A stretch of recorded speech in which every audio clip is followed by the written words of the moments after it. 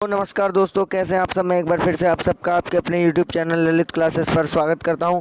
तो दोस्तों, आज हम पढ़ने वाले हैं आपका क्लास 10th का लोकतांत्रिक का आपका सामाजिक विज्ञान की लोकतांत्रिक का चैप्टर नंबर 1, जिसका नाम है सत्ता की साझेदारी। तो दोस्तों, वीडियो के साथ बने रहिए और अगर आप इस चैनल पर नए हैं तो चैनल को सब्सक्राइब करके बेल आइकन को प्रेस कर दीजिए। और दोस्तों, मैं आपको एक और बात बता दूं कि ये जो है वीडियो का सेकंड पार्ट, अगर आपने वीडियो का फर्स्ट पार्ट नहीं देखा है तो डिस्क्रिप्शन में मैंने लिंक दिया हुआ है, वहाँ से आप वीडियो का फर्स्ट पार्ट देख सकते हैं। तो चलिए वीडियो को शुरू करते हैं। तो आपको पता होगा कि पिछले पार्ट में हमने यहाँ तक जो है वो पढ़ लिया था इसे, और आज हम आगे पढ़ेंगे। बेल्जियम और श्रीलंका की इन कथाओं से हमें क्या शिक्षा मिलती है। दोनों ही देश लोकतांत्रिक हैं, फिर भी सत्ता में साझेदारी के सवाल को उन्होंने अलग अलग ढंग से निपटाने की कोशिश की। बेल्जियम के नेताओं को लगा कि विभिन्न समुदाय और क्षेत्रों की भावनाओं का आदर करने पर ही देश की एकता संभव है। इस एहसास के चलते दोनों पक्ष सत्ता में साझेदारी करने पर सहमत हुए। यानी जब हमने देखा कि बेल्जियम में भी इतनी विविधताएं थी, दो पक्ष आपस में एक दूसरे से लड़ रहे थे, लेकिन फिर भी वहाँ के नेताओं ने दोनों पक्षों को समझा और दोनों को एक ही सत्ता में दो साझेदारी बनाई उन्होंने एक ही सत्ता में, और दोनों को उसमें सहमत किया। श्रीलंका में ठीक उल्टा रास्ता अपनाया गया। इससे यह पता चलता है कि अगर बहुसंख्यक समुदाय दूसरों पर प्रभुत्व कायम करने और सत्ता में उनको हिस्सेदार न बनाने का फैसला करता है तो इससे देश की एकता ही संकट में पड़ सकती है। यानी अगर श्रीलंका में जो हुआ वो बिल्कुल बेल्जियम से उल्टा हुआ, क्योंकि श्रीलंका में दंगे हो गए, गृह युद्ध वहाँ पर हो गया, क्योंकि वहाँ पर बहुसंख्यक यानी जो सिंगली लोग थे उन्होंने तमिलों को दबाना चाहा इसलिए। तो यहाँ पर जो है हमने पढ़ लिया कि किस तरह से श्रीलंका और बेल्जियम में ने अपनी अपनी यहाँ के जो विविधताएं थी उसको संभाला। तो अब हम पढ़ने वाले हैं सत्ता की साझेदारी क्यों ज़रूरी है। यानी सत्ता की साझेदारी, सत्ता को, ताकतों को बांटना, सरकार की ताकतों को बांटना अलग अलग समूहों में, वो कितना ज़रूरी है और क्यों है वो ज़रूरी। तो आइए इसे पढ़ते हैं। इस प्रकार सत्ता के बंटवारे के पक्ष में दो तरह के तर्क दिए जा सकते हैं। पहला, सत्ता का बंटवारा ठीक है क्योंकि इससे विभिन्न सामाजिक समूहों के बीच टकराव का अंदेशा कम हो जाता है। यानी सत्ता का जो बंटवारा है उसके पक्ष में यहाँ पर दो तर्क दिए गए थे। पहला ये तर्क दिया गया था कि जो बंटवारा है वो ठीक है क्योंकि इससे दो पक्ष आपस में लड़ेंगे नहीं और देश में जो है शांति बनी रहेगी। चूँकि सामाजिक टकराव आगे बढ़कर अक्सर हिंसा और राजनीतिक अस्थिरता का रूप ले लेता है, इसलिए सत्ता में हिस्सा दे देना राजनीतिक व्यवस्था के स्थायित्व के लिए अच्छा है। अब अगर वो हिस्सा नहीं देंगे सबको बराबर तो क्या होगा कि लोगों के बीच टकराव बढ़ेगा, दंगे हो सकते हैं, हिंसा हो सकती है। तो इसलिए ये व्यवस्था ठीक है कि सभी लोगों को सत्ता में जो है बराबर का अधिकार मिलना चाहिए। बहुसंख्यक समुदाय की इच्छा को बाकी सभी पर थोपना तत्कालिक और तौर पर लाभकारी लग सकता है, पर आगे चलकर यह देश की अखंडता के लिए घातक हो सकता है। यानी अगर हम देखें तो हमें अच्छा लग सकता है कि जो बहुसंख्यक लोग हैं, यानी मान लीजिए हम बहुसंख्यक हैं, हमारा जो भी समूह है हम बहुसंख्यक हैं, तो हम पहले तो अपनी मर्जी चला सकते हैं, हमें पहले तो अच्छा लग सकता है, लेकिन बाद में बहुत घातक साबित हो सकता है। बहुसंख्यकों का आतंक सिर्फ अल्पसंख्यकों के लिए नहीं परेशानी पैदा नहीं करता, अक्सर यह बहुसंख्यकों के लिए भी बर्बादी का कारण बन जाता है। यानी ये बहुसंख्यक जो अपनी मनमानी करते हैं, इसका असर केवल अल्पसंख्यक यानी जो जिनकी संख्या कम है उन पर नहीं पड़ता, बल्कि खुद बहुसंख्यकों पर भी इसका असर पड़ता है, उन्हें भी इसकी हानि झेलनी पड़ती है। सत्ता का बंटवारा लोकतांत्रिक व्यवस्थाओं के लिए ठीक है। इसके पक्ष में एक और बात कही जा सकती है। यानी जो सत्ता का बंटवारा है वो अगर लोकतंत्र सरकार है तो ठीक है, और इसके पक्ष में एक और बात इन्होंने कही है और वह बात कहीं ज़्यादा गहरी है। सत्ता की साझेदारी दरअसल लोकतंत्र की आत्मा है। यानी ये आपको याद रखना है कि सत्ता की साझेदारी क्या है, लोकतंत्र की आत्मा। तो आपको ये याद रखना है कि जो सत्ता की साझेदारी है वो लोकतंत्र की आत्मा है। लोकतंत्र का मतलब ही होता है कि जो लोग इस शासन व्यवस्था के अंतर्गत हैं उनके बीच सत्ता को बांटा जाए और ये लोग इसी ढर्रे से रहें। यानी लोकतंत्र का मतलब क्या होता है कि जो लोग हैं वहाँ के उनके बीच सत्ता को बांट दिया जाए, जिससे कि सत्ता में साझेदारी बढ़े, और इसी को जो है हम लोकतंत्र कहते हैं। इसलिए वैध सरकार वही है जिसमें अपनी भागीदारी के माध्यम से सभी समूह शासन व्यवस्था से जुड़ते हैं, और इसलिए जो वैध पार्टी, जो कानून के तौर पर पार्टी बनी हुई है, वो वही पार्टी है जिसको लोग चुनते हैं और जिसमें लोग चाहें तो आ सकते हैं और अपने मतलब समूह को उसमें जोड़ सकते हैं। इन दो तर्कों में से एक को युक्तिपरक और दूसरे को नैतिक तर्क कह सकते हैं। युक्तिपरक या समझदारी का तर्क लाभकर परिणामों पर जोर देता है, जबकि नैतिक तर्क सत्ता के बंटवारे के अंतर्भूत महत्व को बताता है। यानी इसमें जो है वो दो तर्क निकल कर आते हैं। पहला तो होता है युक्तिपरक, जिसमें एक ही व्यक्ति जो है अपनी समझदारी दिखाता है और दूसरे के लाभ और जो लाभप्रद परिणाम होते हैं यानी जिनसे हमें लाभ मिले उन पर जोर देता है। यानी वो जो है अपने पक्ष की बढ़ाई नहीं करता या फिर किसी एक पक्ष के साथ नहीं रहता, वह सभी पूरे देश को, पूरे समूह को एक साथ लेकर चलता है। और दूसरा होता है नैतिक तर्क, जब सत्ता को जो है वो बांट दिया जाता है सभी समूहों में और सब जो है अपना अपना महत्व उसमें देते हैं। तो यहाँ पर जो है इस उदाहरण को मैं आपको अलग से समझाऊंगा। एक और वीडियो मैंने इसके ऊपर बनाई है, इसको डिस्क्रिप्शन में मैंने लिंक दे दिया है, वहाँ से देख लेना, क्योंकि ये बहुत इंपॉर्टेंट जो एग्जांपल है तो इसको जो है मैंने अलग से बताया है, तो उसको देख लेना। अब आपके मेन टॉपिक की ओर चलते हैं, क्योंकि ये टाइम बहुत कम है वैसे हमारे पास। तो अगला जो हमारा टॉपिक है वो है सत्ता की साझेदारी के रूप, यानी सत्ता की साझेदारी कितने रूपों में बटी हुई है, किस किस तरह से जो है हम सत्ता में अपनी भागीदारी को बना सकते हैं। राजनीतिक सत्ता का बंटवारा नहीं किया जा सकता, इसी धारणा के विरुद्ध सत्ता की साझेदारी का विचार सामने आया था। यानी जो राजनीतिक सत्ता है, पहले लोग सोचते थे कि राजनीतिक जो सत्ता है उसका बंटवारा करना नहीं किया जा सकता, उसका बंटवारा करना संभव ही नहीं है, लेकिन इस धारणा के विरुद्ध बाद में जो है फैसले लिए गए। लंबे समय से यही मान्यता चली आ रही थी कि सरकार की सारी शक्तियां एक व्यक्ति या किसी खास स्थान पर रहने वाले व्यक्ति समूह के हाथ में रहनी चाहिए। यानी बहुत लंबे समय से, प्राचीन काल में ये बात चली आ रही थी कि जो सत्ता है, जो फैसले निर्णय लेने का जो हक है वो किसी एक व्यक्ति या एक समूह के पास रहना चाहिए, जिससे कि फैसलों में जल्दी हो सके, यानी फैसले जो है वो जल्दी लिए जा सकें। अगर फैसले लेने की शक्ति बिखर गई तो तुरंत फैसला लेना और उन्हें लागू करना संभव नहीं होगा। और उनकी एक और सोच ये थी कि अगर जो है हमने सत्ता की शक्तियों को जो है आपस में बांट दिया तो फैसले लेने में इससे देरी होगी, पहले इससे पूछना पड़ेगा, फिर उससे पूछना पड़ेगा, फिर उससे पूछना पड़ेगा, इससे जो है वो किसी भी कानून को लागू करने या कोई फैसला लेने में बहुत समय लग सकता है। लेकिन लोकतंत्र का एक बुनियादी सिद्धांत है कि जनता की सारी राजनीतिक शक्ति का स्रोत है। यानी लोकतंत्र में क्या है कि जो जनता है वही सारी राजनीतिक शक्ति जितनी भी हैं सबका स्रोत वहीं से मतलब स्टार्टिंग होती है, सारी राजनीतिक पार्टियां। इसमें लोग स्वशासन की संस्थाओं के माध्यम से अपना शासन चलाते हैं। एक अच्छे लोकतांत्रिक शासन में समाज के विभिन्न समूहों और उनके विचारों को उचित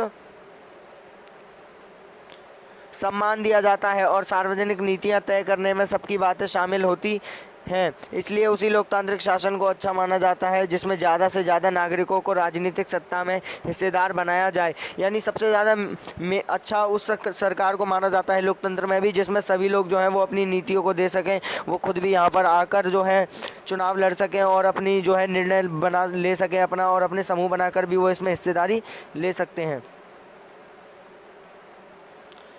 अब आधुनिक लोकतंत्र व्यवस्थाओं में सत्ता की साझेदारी के अनेक रूप हो सकते हैं।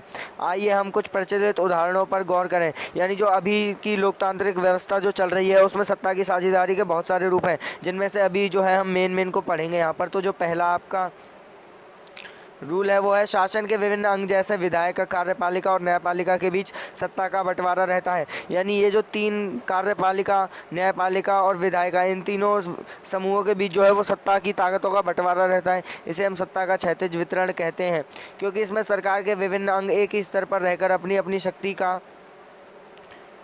उपयोग करते हैं। ऐसे बंटवारे से यह सुनिश्चित हो जाता है कि कोई भी एक अंग सत्ता का असीमित उपयोग नहीं कर सकता। यानी इनमें क्या होता है कि जो विधायक, कार्यपालिका और न्यायपालिका है, तीनों एक ही स्तर पर जो है रहकर काम करती हैं। और इनमें एक चीज़ और ये होती है कि तीनों एक दूसरे के अंडर काम करती हैं। ऐसा नहीं है कि कोई भी जो है वो गलत उपयोग कर लेगा अपने जो ताकत है उसका, और वो जो है एक दूसरे के नीचे काम करती हैं। जैसे अगर मान लो कि यानी न्यायपालिका जो है वो किसी को भी अपनी मर्ज़ी से सज़ा नहीं दे सकती, उसे भी जो है उस कार्यपालिका के, विधायिका के अंडर में काम करना पड़ेगा। हर अंग दूसरे पर अंकुश रखता है, यानी हर अंग जो है, चाहे विधायिका हो, कार्यपालिका हो, चाहे न्यायपालिका हो, सब जो है एक दूसरे पर कंट्रोल बनाकर रखते हैं। इससे विभिन्न संस्थाओं के बीच सत्ता का संतुलन बनता है। लोकतांत्रिक संस्थाओं के बारे में 9वीं कक्षा में पढ़ते हुए हमने देखा था कि हमारे देश में कार्यपालिका सत्ता का उपयोग करती जरूर है, पर संसद के अधीन कार्य करती है। यानी हमने देखा था कि जो कार्यपालिका है वो क्या अपने काम का उपयोग तो करती है अपनी शक्तियों का, लेकिन किसके अधीन रहकर, किसके कहने पर, वहाँ की जो संसद है उसके अधीन पर, यानी संसद कहेगी तभी जो है वहाँ की कार्यपालिका काम करेगी। न्यायपालिका की नियुक्ति कार्यपालिका करती है, पर न्यायपालिका ही कार्यपालिका और विधायिका द्वारा बनाए गए कानूनों पर अंकुश रखती है। यानी जो न्यायपालिका है उसको कौन नियुक्त करता है? कार्यपालिका। अब न्यायपालिका जो है, अब कार्यपालिका बड़ी हो गई, लेकिन कार्यपालिका में भी कुछ रूल हैं कि अगर वो कुछ गलत कानून बनाते हैं कार्यपालिका वाले, तो न्यायपालिका जो अदालत है हमारी, वो उसमें अंकुश लगा सकती हैं। इस व्यवस्था को नियंत्रण और संतुलन की व्यवस्था भी कहते हैं। यानी इस व्यवस्था को क्या कहते हैं? जब तीनों एक दूसरे पर नियंत्रण बनाकर रखती हैं, नियंत्रण और संतुलन की व्यवस्था। ये भी आपको याद रखना है, ये भी इम्पोर्टेंट है। तो चलिए इसे लेकर अपना दूसरा पॉइंट यहाँ पर पढ़ते हैं। सरकार के बीच विभिन्न स्तरों पर सत्ता का बंटवारा हो सकता है, जैसे पूरे देश के लिए एक सामान्य सरकार हो और फिर प्रांत या क्षेत्रीय स्तर पर अलग अलग सरकारें रहें। अब जो है, पहले तो हमने पढ़ा कि कार्यपालिका, न्यायपालिका और विधायिका, उसके बाद 3 स्तर की सरकारें भी इसमें हो सकती हैं, जिसमें हमारी केंद्र सरकार, राज्य सरकार और क्षेत्रीय सरकार, जिसे हम पंचायत भी कहते हैं। पूरे देश के लिए बनने वाली ऐसी सामान्य सरकार को अक्सर संघ या केंद्र सरकार कहते हैं। यानी जो पूरे देश के लिए, पूरे समाज के लिए बनती है, उसे क्या कहते हैं? केंद्र सरकार। प्रांतीय या क्षेत्रीय स्तर की सरकारों को हर जगह अलग अलग नामों से पुकारा जाता है। भारत में हम इन्हें राज्य सरकार कहते हैं। हर देश में बंटवारा ऐसा ही नहीं है, यानी कहीं कहीं क्या होता है कि जो प्रांतीय सरकार होती है उन्हें अलग अलग नामों से जाना जाता है। जैसे हमारे यहाँ किसी राज्य की सरकार को राज्य सरकार कहते हैं, लेकिन अलग अलग देश में जो है अलग अलग नाम है इनके, और जो है हर जगह एक ही जैसा बंटवारा नहीं है। कहीं कहीं पर जो है वो देशों को एक साथ मिलाकर एक संघ बनाया जाता है। जैसा अभी आप पढ़ेंगे, कई देशों में प्रांतीय क्षेत्रीय सरकारें नहीं हैं। यानी कई देशों में क्या है कि जो प्रांतीय, जो वहाँ की छोटी सरकारें हैं, जो वहाँ की क्षेत्रीय सरकारें हैं, वो नहीं है। लेकिन हमारी तरह जिन देशों में ऐसी व्यवस्था है, वहाँ के संविधान में इस बात का स्पष्ट उल्लेख है कि केंद्र और राज्य सरकारों के बीच सत्ता का बंटवारा किस तरह होगा। यानी जहाँ जहाँ पर लोकतांत्रिक सरकार है, वहाँ पर संविधान में ये बात लिखी गई है कि केंद्र सरकार की क्या शक्तियाँ रहेंगी और राज्य सरकार की क्या शक्तियाँ रहेंगी। इस बात पर मैं एक वीडियो बनाऊंगा, ये आपके सेकंड चैप्टर में गाइस, तो चैनल को सब्सक्राइब करके रखना, क्योंकि सेकंड चैप्टर भी मैं जो है वो बहुत जल्द लेकर आऊँगा आपके लिए। बेल्जियम में तो यह कम हुआ है, पर श्रीलंका में नहीं हुआ है। यानी बेल्जियम में क्या हुआ कि वहाँ के जो लोग हैं उन्होंने 2 स्तर की सरकारें बनाई। एक तो हमने पढ़ा कि एक सामाजिक सरकार थी जो पूरे समाज के लिए, जो कि ब्रुसेल्स में थी, और 2 सरकारें थी, केंद्र सरकार और राज्य सरकार, जिसमें दोनों के बराबर बराबर लोग थे। लेकिन श्रीलंका में ऐसा नहीं हुआ। राज्य सरकारों से नीचे के स्तर की सरकारों के लिए भी ऐसी ही व्यवस्था हो सकती है। नगर पालिका और पंचायतें ऐसी ही इकाइयाँ हैं। उच्चतर और निम्नतर स्तर की सरकारों के बीच सत्ता के ऐसे बंटवारे को ऊर्ध्वाधर वितरण कहा जाता है। यानी जब छोटी सरकार, बड़ी सरकार, क्षेत्रीय सरकार, प्रांतीय सरकार सब एक साथ मिलकर सत्ता को बांट लेती हैं, चाहे वो नगर पालिका हो। जैसे आप देखोगे कि आपके जो दिल्ली है उसमें वार्ड हैं आपके, और आपका जो है उसमें, हमारी दिल्ली में पंचायतें नहीं है। आपको ये बात पता होनी चाहिए कि उसमें जो है नगर पालिका और कार्यपालिका है, और इसमें जो, और बाकी अगर आप उत्तर प्रदेश की तरफ जाएंगे तो उसमें पंचायतें, जिला, ये सब। हम अगले अध्याय में इस पर विस्तार से चर्चा करेंगे, यानी अगले अध्याय में जो है हम पढ़ेंगे। तो इसलिए दोस्तों चैनल को सब्सक्राइब करके रखना, क्योंकि मैं अगले चैप्टर की वीडियो भी बहुत जल्द लाऊंगा।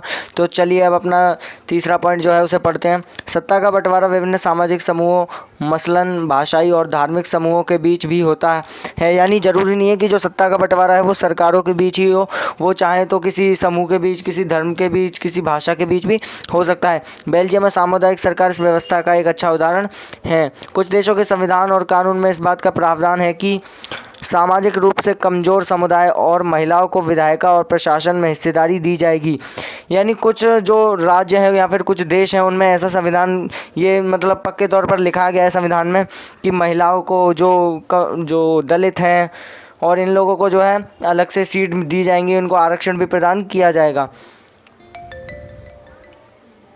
पिछले साल हमने अपने देश के प्रचलित आरक्षित चुनाव क्षेत्र वाली ऐसी व्यवस्था के बारे में पढ़ा था, और पिछले वर्ष जो आप 9th क्लास में जब होंगे तब आपने पढ़ा होगा कि किस तरह से जो है वो मध्यम वर्गीय लोगों को आरक्षण प्रदान करती है सरकार। इस तरह की व्यवस्था विधायिका और प्रशासन में अलग अलग सामाजिक समूहों को हिस्सेदार बनाने देने के लिए की जाती है। यानी ये क्यों किया जाता है? ताकि जो अलग अलग सामाजिक समूह हैं, अलग अलग जाति के लोग हैं, धर्म के लोग हैं, वो इस अपनी जो हिस्सेदारी है उसे सरकार में दे सकें, ताकि लोग खुद को शासन से अलग ना समझने लगें। अल्पसंख्यक समुदायों को भी इसी तरीके से सत्ता में उचित हिस्सेदारी दी जाती है। यानी जिनकी संख्या कम है, उन लोगों को भी जो है वो इसी तरह से सत्ता में हिस्सेदारी दी जाती है, ताकि वो भी अपने आप को अलग ना समझें। सामाजिक विविधताओं को शासन में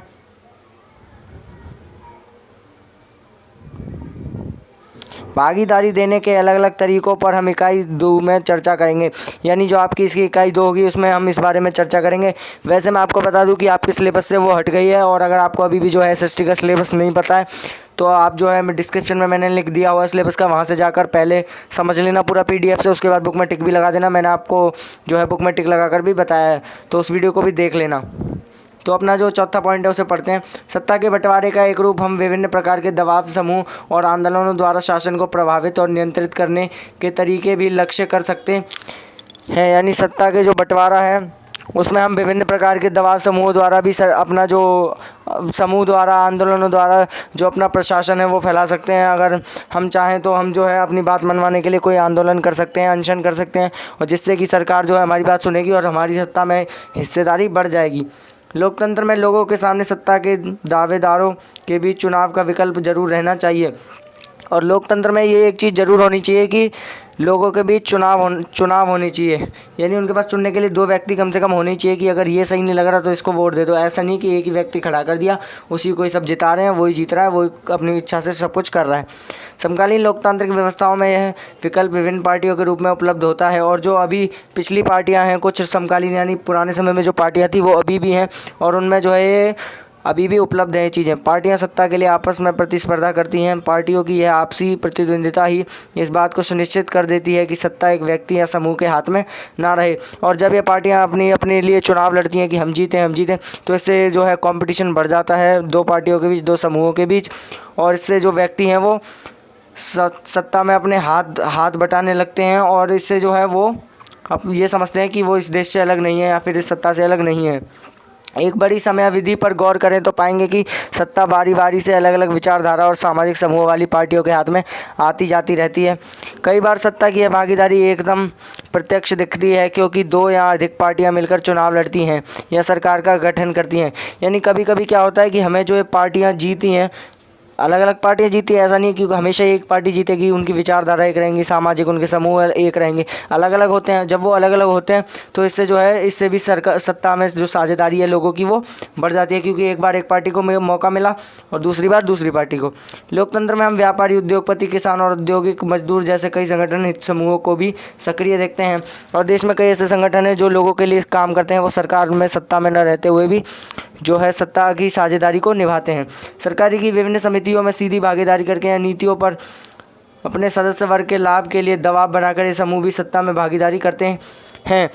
यानी ये लोग क्या करते हैं कि कोई आंदोलन कर दिया, अनशन कर दिया, जैसा कि अभी मैंने ऊपर आपको बताया था कि अपनी बात को मनवाने के लिए सरकार के थोड़ा खिलाफ जाते हैं, जिससे सरकार जो है इनकी बातों को माने। इकाई 3 में हम राजनीतिक दल, दबाव समूह और सामाजिक आंदोलनों की कार्यप्रणाली पर गौर करेंगे। यानी इकाई 3 में हम जो है इसके बारे में पढ़ेंगे। सो गाइस, जो हमारा चैप्टर है वो खत्म हो गया है यहाँ पर। अगर गाइस वीडियो अच्छी लगी हो तो प्लीज़ लाइक कर देना, चैनल पर नए हैं तो सब्सक्राइब करके जरूर जाना। So thank you so much for watching this video and good bye.